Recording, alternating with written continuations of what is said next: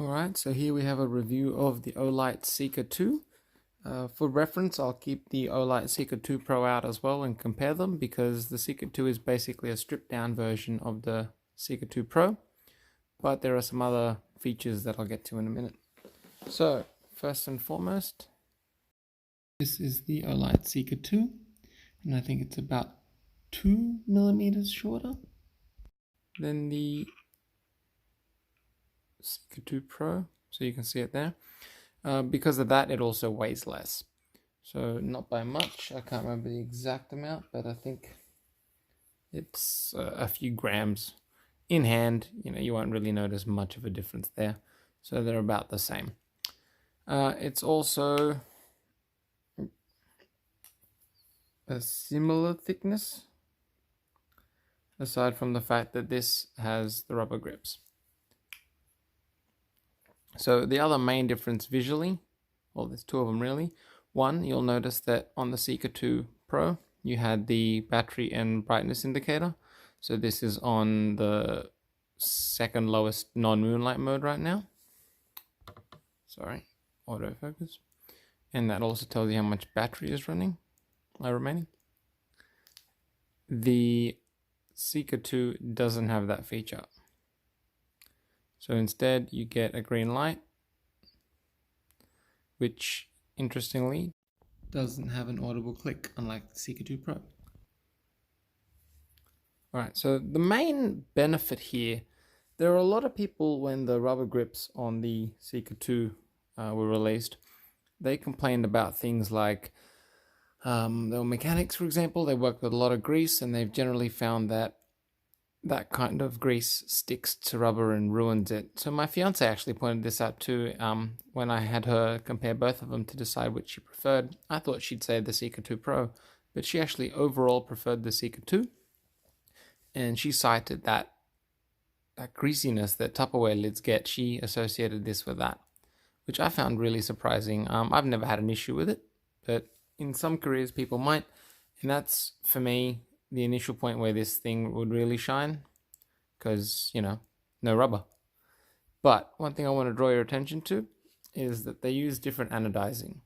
So whereas you get that nice shiny anodizing on the Seeker 2 Pro, which I think is type 2, you get this matte on the Seeker 2. So this is similar to the kind of anodizing I've seen on LZs, for example. And you might notice, you'll see some weird little blemishes there from blue. I suspect that at some point the PVD from this must have scraped on. But I've had the Seeker 2 Pro for longer, and there aren't any blemishes on it. But the Seeker 2 I've had for a few days, and I've already got these little lines coming across it. I don't really mind, but some people might. So you still get these nice little grips on it. So on the Seeker 2 Pro, they're part of the rubber. You'll just notice little scallops appear directly in the aluminium on this light. Oh, one other thing I noticed. On this nice shiny anodizing, this feels very smooth. On the Seeker 2, because of the type of anodizing, this feels a little bit sharp to my fingers. I suspect in time that'll just wear down in your pocket, but it's something I found very odd that I've never noticed on a light before. Now, another difference between the two is run times. So the Seeker 2 Pro actually puts out a little bit more light, so you get 3200 lumens. Actually, let's get this up on the screen here. So you'll notice you get 3200 lumens from the Seeker 2 Pro, and you get that for about 2 minutes before it drops down to 600 for another 150 minutes. On the Seeker 2, you get 3000 lumens, so 200 lumens less, but you get it for a minute longer, and then you get another 5 minutes extra on 600. Personally, that doesn't seem like much of a difference to me. The bigger differences are when you drop down to the other modes. So at 1200 lumens, it'll drop down to 600 lumens after 110 minutes, and then stay there for another 50 minutes. Whereas the Seeker 2 Pro, it will do 1200 for 110 minutes, but then only give you 30 minutes down on the 600. You see this trend again down at 300 lumens, so the medium mode, On the Seeker 2 Pro, you get 9.5 hours, whereas you get 13 hours on the Seeker 2. And you get the same trend for low and moonlight. I initially mistakenly attributed that to the change of the switch, but then one user, I think it was Auto Common Core, pointed out they've switched LEDs from the Cree to the new Osram LEDs. So thanks for that tip. I can't believe I missed it. Which means that you actually might be better off with the Seeker 2 as your general home purpose light, because it just goes longer between charges. I did find that very odd. One benefit, I will just point out something quickly. If you look at the box, it lists different run times. Olight has upgraded this to having a 5,000 milliamp hour battery. So that will be just like the Seeker 2 Pro. So they'll both have 5,000 milliamp hours instead of the 4,000 milliamp hour, which they were originally going to ship it with.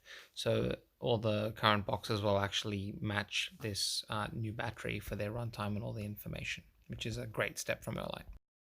They've looked at this light, which has a very similar feature set, and actively decided not to arbitrarily make it have a smaller battery just because it's at a lower price point. And I think that's a great idea. Okay, so aside from that, let's take a quick look in the boxes. So you'll remember the Seeker 2 Pro. If you've seen the reviews, it comes with I think it's a 1.15 meter cable. Yeah, well, anyway, the MCC it comes with is pretty long. And then it comes with your holster and the L-dock. So the L-dock is pretty cool. You can screw it into a wall. You chuck that on top and you basically get somewhere in your house that you can have the Seeker 2 live. Now, Seeker 2 Pro live. You'll notice the Seeker 2 does not come with that. So it instead, it's hard to do without knocking the camera over.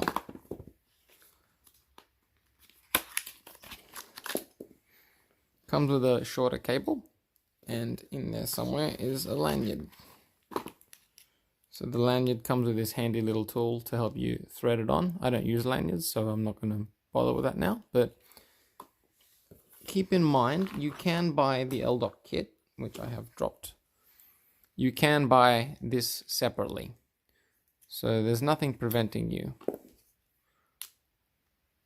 from using it with this. So the L-dock works with a whole range of lights from Olight. It will cost you a little bit more. I think there's a $50 price difference between these two lights. So the main thing is that slightly less brightness, significantly increased runtime, no rubber grip, and no indicator on the side. So it depends highly on what you want to use them for. Personally, I really like this grip on the Seeker 2 Pro. I don't work in areas where I generally will get covered in grease. So that issue that some of the mechanics have pointed out won't really affect me. If they do, you might want to consider the Seeker 2. Personally, I think the difference between 3000 and 3200 lumens is negligible. Yeah, it's a difference, but you don't really see it. If I put them next to each other, and I will show you some outdoor beam shots in a second, you might be able to pick it up. Indoors on a wall, I can pick up that one's brighter, but 200 lumens out of 3000 to 3200, not really a big deal. The bigger deal for me is the runtime. I think it's great that you get on medium 3.5 extra hours out of the Seeker 2. We actually had an issue in the office the other day where one of the lights went out, so I used the Seeker 2 on medium, and I didn't even need to double check the battery after that. I used it for about 3 or 4 hours without caring.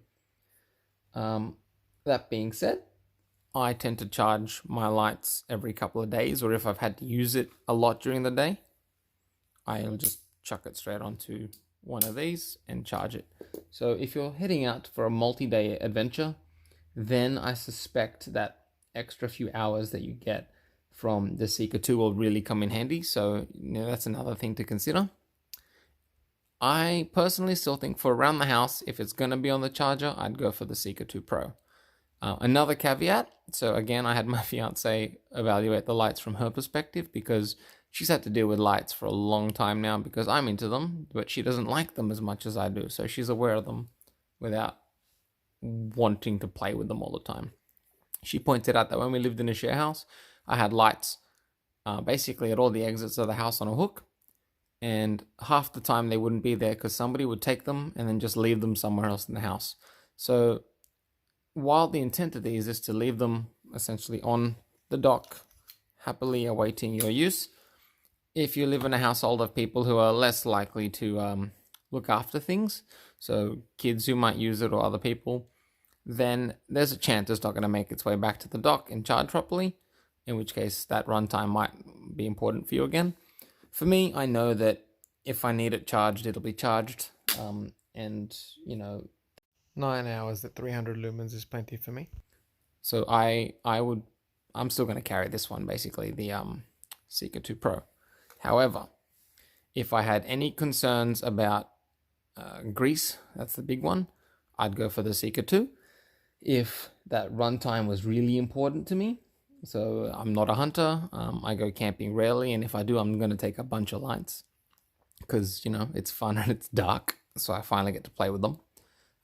If I was going to take only one of these two lights with me camping, I would probably take the Seeker 2, just because 3200 to 3000 lumens, not much of a difference, but that increased runtime for the other modes, I think that would be really important for a multi-day adventure. But for EDC, I'm still going to carry my Seeker 2 Pro.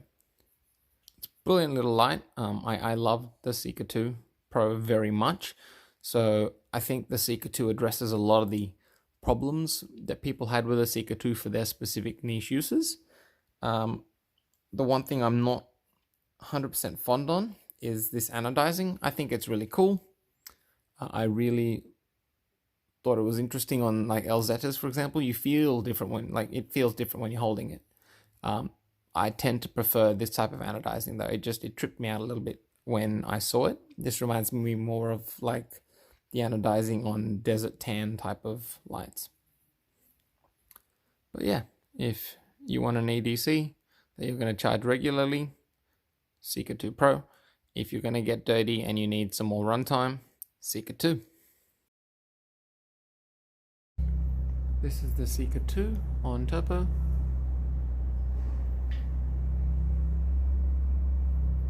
Seeker 2 Pro on turbo. So I'll try and center it around the garage door. So Seeker 2 Pro. Seeker 2. So you can see they feel very similar.